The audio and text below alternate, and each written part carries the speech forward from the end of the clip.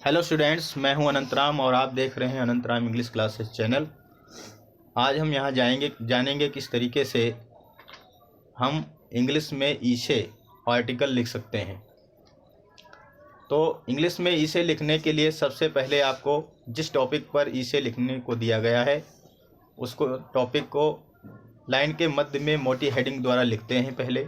उसके बाद में हिंट्स हेडिंग डाली जाती है। एक हिंट्स में क्या होता है, हिंट्स में आपको वो दर्शाना होता है कि कौन कौन सी हेडिंग आगे आप डालकर इस निबंध को पूरा करने वाले हैं।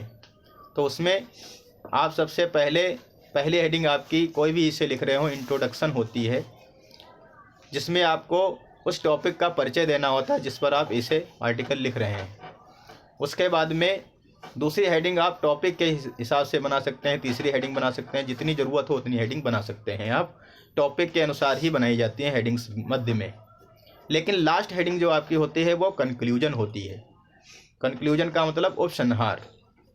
तो उसमें आपको क्या लिखना होता है, जिस टॉपिक के बारे में आप लिख रहे हैं उस टॉपिक के बारे में लिखना होता है कि किस तरीके से इसके हमारे समाज में लाभ हैं, हानियाँ हैं, किस तरीके से ये टॉपिक जो है, इस टॉपिक का क्या क्या असर है हमारे समाज में।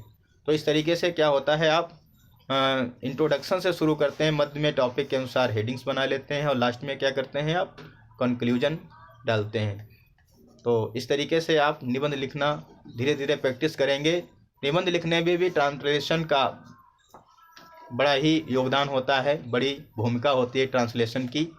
जब आप किसी भाषा में अपनी भाषा को परिवर्तित करना जानते हैं तब आप उस भाषा का कोई भी काम कर सकते हैं। जब आपको हिंदी में कोई निबंध आता है और आपका ट्रांसलेशन पद्धति मजबूत है, यानी कि आप हिंदी से इंग्लिश ट्रांसलेशन करना अच्छी तरीके से जानते हैं, तो उस समय पर क्या होता है, आप कोई भी टॉपिक पर इसे आसानी से लिख सकते हैं अपने छोटे छोटे सेंटेंसेस, बड़े बड़े सेंटेंसेस के द्वारा।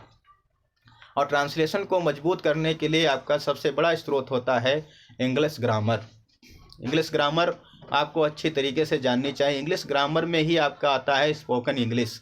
स्पोकन इंग्लिश में भी इंग्लिश ग्रामर ही आपको सिखाई जाती है। अंतर इतना होता है कि वहाँ पर सेंटेंस आपको लिखने होते हैं और यहाँ पर बोलने होते हैं। तो थैंक्स फॉर वॉचिंग। लाइक करें, शेयर करें, सब्सक्राइब करें।